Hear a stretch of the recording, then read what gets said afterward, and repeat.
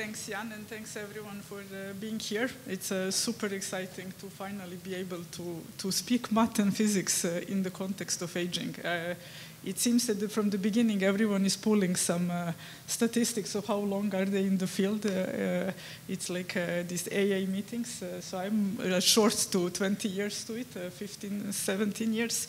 And I'm a mathematician by training, but I moved to biology, similar to what Brian said and what you kind of are doing as well.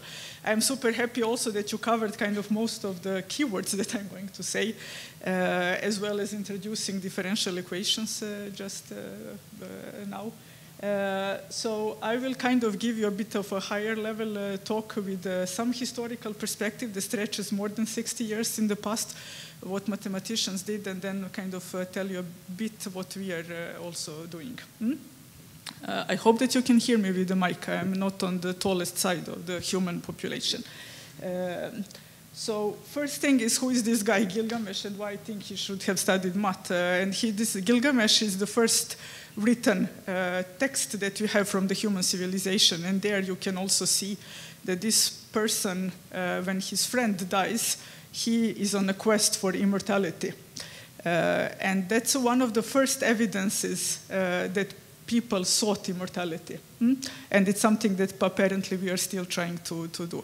On that journey that he is up to, and that this written document is about, he finds the harsh truth that God actually preserved immortality for themselves and left that to humans. But that didn't prevent people to search, and we are still on the quest. We have the Fountain of Youth. Can I pull this mic, or is this one? Let me see. I like to move, so it's better that I do like this. So it's a Fountain of Youth. It's very famous as well, that people bought there. They come the old ones, and they... this was... can you flip the slide? Yes. Where the persons came in as an old ones, and then they went out as youngsters. But then you have also a lot of fiction. Oscar Wilde, where the pictures are aging and not us. But then you have books for kids, Charlie and the Chocolate Factory, when the parents are actually, grandparents are refusing to get out of the bed because they are too old. So they get Wonka White to be rejuvenated, but they get too much of it and they become minus 5 years old. And then you have Peaches of Immortality. It's also part of the gaining immortality and every power that comes with the peaches. So it's a lot of, in different cultures, that's the same kind of theme that goes through. We want to live longer, some want to be immortal. But then back to the aging definitions. As a mathematician, you try to define things, but with aging, it doesn't really go like that. You can just look at the dictionary and see this is the process of getting old. Okay, fine. And then you see that this process is extremely unique, interesting, so interesting that the Times is dedicating a bunch of the front pages to it. And even Forever Young is a repeating front page. You can probably find at least 5 to 6 of those in the past 20 years. So what is it actually that it's kind of that we are trying to work on? When you ask biologists, and what I did when I entered the field, they just told me it's a time-dependent change. It's the same as Uri said. Yeah, aging is simply the age-dependent changes that occur to us. When I was thinking mathematically what that actually is, I come back to the statistical definition. And the statisticians, if you didn't have a lot of encounters with them, they like a bit of a dark humor. And for them, the aging is the probability that we are going to die the older we are. It's a very simple definition, yeah. The older you are, the probability that you're going to be dead, it's pretty high, right? How do you kind of work with this? How do we find this complexity, simplicity in a complex process like aging is? You know, it affects every single part of us, and how do you deal with that? Math, regardless of how powerful it is, physics as well, it has issues to deal with the processes. This is me building Legos and always trying kind of to put the complexity of the Star Trek modules into some Lego toys. Sometimes it works, sometimes it doesn't, but that's a cool thing with math that you can always try. And people actually try that. the first thing that you actually do is to build this kind of model, building some kind of mathematical model. And we have seen, not only through aging, but for many other fields, biology specifically, that this seems to be very successful. And there are a lot of, if I need to convince you, let this be the 3 bullet points that I need to convince you why building mathematical models is really nice, because you can kind of wire things, rethink through them a bit logically. When you kind of write equations, you're forced to use your brain quite a lot. You can test a lot of different hypotheses, but the coolest thing is that you now can make predictions about the things that you didn't think before you started building the model. However, creating one, it's not really trivial. It's not something that we can just sit down and write. So people try to do that, and one of the first is in 1825. It's Gompertz law, also that Uri mentioned, survival models. Then came these age-structured models that use matrices, Laceley's matrix. Then quick jump to 1990s. Then Kirkwood tried to make these big network models, and this is where I will stop for a second. So he basically created this huge network model that linked mitochondria, proteins, radicals, and scavengers, and built this, for that time, even for the time now, quite big model with the 35 differential equations. However, what happened with that model is what is happening with the math entering biology all the time, that the model is, as far as the biologists are concerned, is complex and non-trivial as far as mathematicians are concerned. You can't really build a complex model of the complex phenomena because you really miss the key things. So what people did, they turned in around 2000 to the process-specific models, so putting the scale down again. So we kind of are running in circles a bit.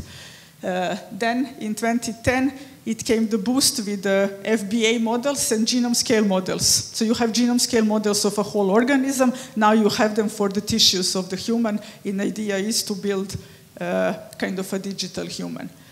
And then in 2020, and it's now is this whole exploring the big data thing and coming with the omics profiling and everything else. But these studies, of course, brought a lot of knowledge to us, despite that they have a different scales, but also brought a lot of gaps that we have in our knowledge. And they kind of showed us that if you need to build those kind of models, we actually need to ask questions. And that's what mathematicians and physicists, I would say, do a lot. Not really solving only problems, but actually asking a lot of questions. In this case, I will kind of quote a famous statistician, Taki. It's, if you find an approximate answer to the right question, it is way much better than finding the exact answer to the approximate question. So we really, and I hope that this forum it will be developing in that, we need to nailing that question, what is it that we actually want to do? And the challenge is now in adapting everything that we have from the tools to the basically amount of data that we are generating. Because there is always this tug of war where biologists have some data, mathematicians and theoreticians complain it's still not enough to do something with it. They generate even more, then the math is lagging behind with the proper theory and proper tools. So our task is also to build tools that could handle the breakthroughs that we are observing in the empirical sciences. And this is one of the things that my lab is doing. So we are half theoreticians, mathematicians, and physicists, and the other half is yeast molecular biologists, microbiologists. So the theoretical part of the group worked a lot on the single-cell data. And we use the Bayesian inference frameworks a lot to understand the variability in the single-cell profiles, for example. So we collect a lot of single-cell data, but then we can use our tools basically to find out which of the hypotheses would fit better. So you could propose several hypotheses and use our tools to find out which one is actually explaining the data the best. But what is really cool here, that you can infer both the population and cell level, individual cell level parameters, but also you can incorporate different levels of noise, both intrinsic and extrinsic, for example. We also work a lot with the parameter estimation because this is something that you really need to do when you build models. And we work a lot with the Julia programming language for now, and trying to make this extremely easy to use for the general public, for the general community, not really for the general public. So you can specify your model using SBML. So who is in the modeling field know SBML is around for 20 years, so we are still relying on the same formulations. You can simulate your model and do a lot of simulation-based explorations of it, but as well you can do a lot of Bayesian stuff, understand how the things are working. And we are currently building more on the scientific machine learning into the toolbox. So it's super fast framework. It allows you to select a lot of differential equation tools in it. It offers automatic differentiation. If you are in a theoretical field, you should be, wow, this is exciting. But back to actually what you can do with this, that it's more practical. So these are the tools that we were developing in order now to explore something that we were doing with yeast. So we are interested in unifying as many processes as possible. So I started working with the damage accumulation when I did during my PhD. So I worked a lot on how these different types of damage affect our lifespan. But then I slowly, when we explored those type of models that were ODE based mainly, we worked a lot with the nutrient signaling and metabolism that have a different mathematical formulations here. So metabolism is usually FBA based. Yeast is a fantastic organism. It's a great community that collected a lot of data. And FBA models provided kind of a rich description of the metabolism that we used. And then signaling as such that is kind of known to affect everything around. We use different kind of descriptions of it from the Boolean model to explain majority of the signaling back to the simple OD models that were focused on individual pathways. So in the group, we are kind of using microfluidics, optical tweezers, yeast genetics, math, and physics I could add in order to kind of have a little bit more of the global picture of how this works. So when we build kind of individual models here, we wanted to understand if there is a way that we could put them together. Is there any way that we could see what are just the interactions between what are the crosstalks that are happening here? So at the end, we developed this yeast multiscale model of replicative aging. If you are in the numbers, it has 226 components, but I would say that this is not the most important thing. The good thing is here is that it actually could predict the replicative lifespans of yeast pretty accurately. So what was the kind of one of the key things that I wanted to pull here is the paper is out, so I will leave it there. But just one of the kind of two most important things. We were really interested in what are the relationship between building the damage and repairing some of it, the trucks in the city analogy here. And there was this kind of intuitive thing that if you have unlimited repair capacity through your life, that should probably be really good, right? Because you can always do. However, when you do math on it, you understand that actually this is not the best thing, and actually decline in the repair capacity, that it reaches the peak somewhere at the half of your life, is actually more efficient for the systems than actually pushing the energy throughout the whole life. So we look at that in the context of retention, and damage retention is crucial for yeast to retain the viability of the population, meaning that the mother is keeping some of the damage for herself. So with this kind of big model, we were able to explore the whole population, where you have you have the mothers. It's a very bad resolution here. You have mothers on the x-axis and their respective daughters. So you have from the daughter from 20th daughter, from the 5th mother, and so on. So you have basically every single cell in the yeast population that you can now explore multiple properties of it.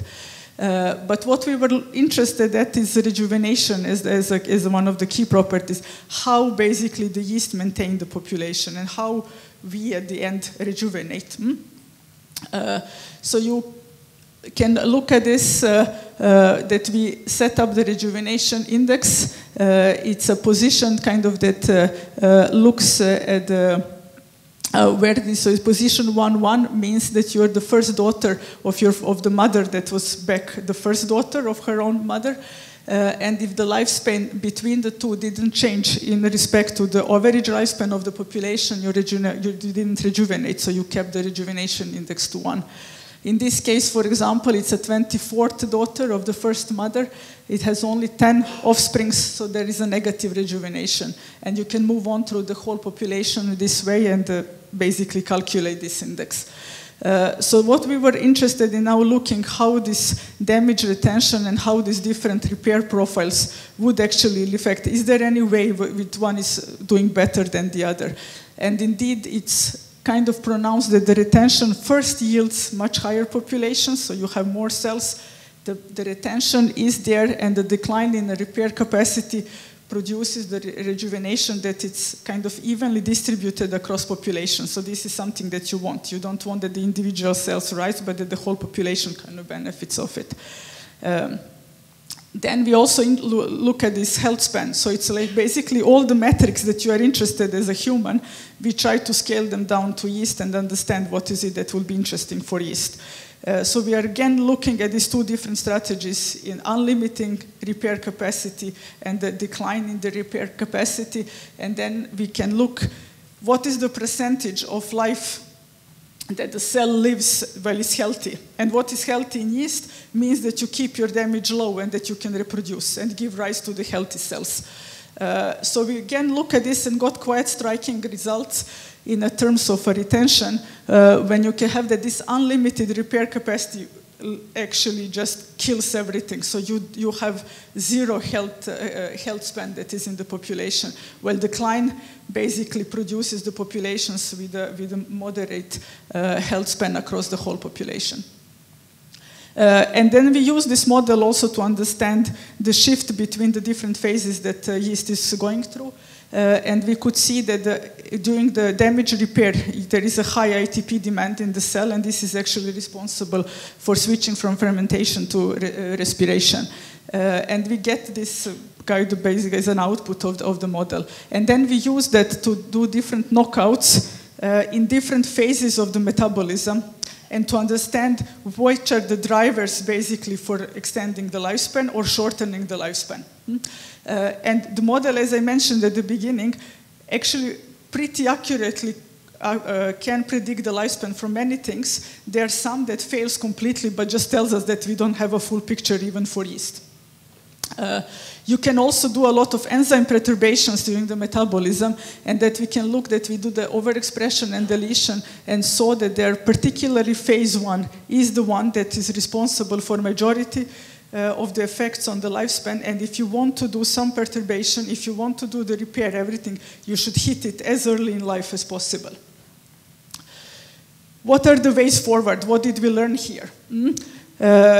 Mechanistic models as such are perfect. However, the amount of data that we have now forces us actually to think a little bit in how we could incorporate them. And this is this data-driven mechanistic models. And one of the ways is that this allows us to basically leverage on the complex data that we have, because AI can detect those nonlinear relationships, but basically in aging in general, but the mechanistic models are kind of skipping those. This is something that we can't have.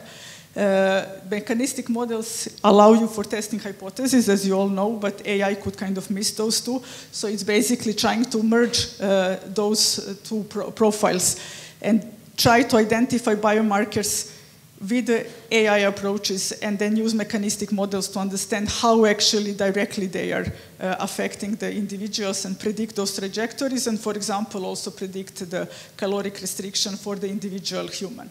And hopefully at some point we will not be as a blind man touching the rope or the tail of the elephant and thinking it's a rope, but with a single point we could actually understand that this is an elephant immediately. So what is kind of the final aim? What we want to achieve here is the famous Japanese way of dying. It's Pimpin Korori. I don't know if there are any Japanese people in the audience, but it's a famous way that you basically want to exercise until the point that you are dead. You want to be so healthy that you are in the park exercising with your peers, and the next moment you are out of the game. Can we do that? Let's see if the math and physics can help you. Thank you.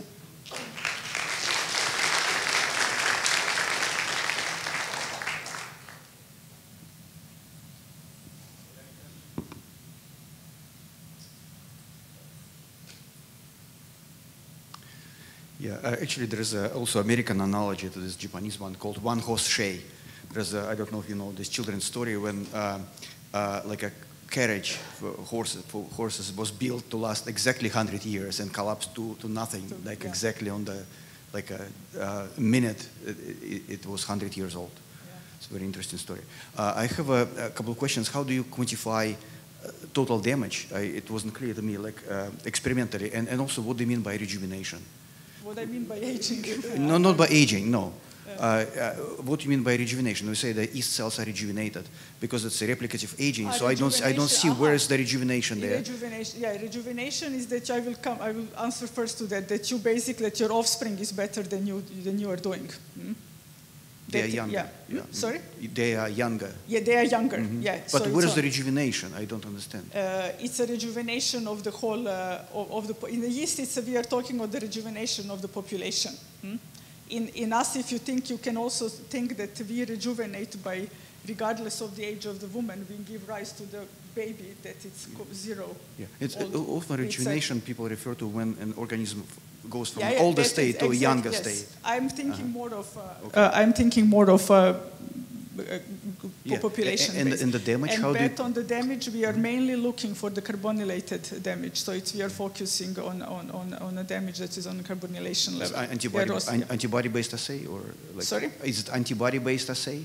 Yes. Yeah. Exactly. Yes. Yeah. So I have a question. I remember the Kirkwood paper and the big ODE systems of the time.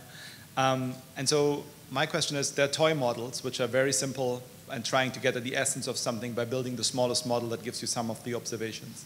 And now we have almost infinite dimensional models that use huge amounts of data and maybe no hypothesis like AI. How do you think we can bridge those two things? What do you think is the magic trick to get from the one to the other and have humans still in the loop? No, I'm a favor in the simplicity. I like a very simple model. I think that, but there is a lot of, like, if you think in math terms, the most simple equations are the most difficult ones. If you could nail that down to like a 1-2 equations, that would be perfect. Through what I learned so far, I think it's impossible. In this field, no. But this is what I said at the end, that if we could incorporate it, we could use AI basically to nail down what we see as the patterns and use those patterns back into simple mechanistic models. That would be the dream. Yeah.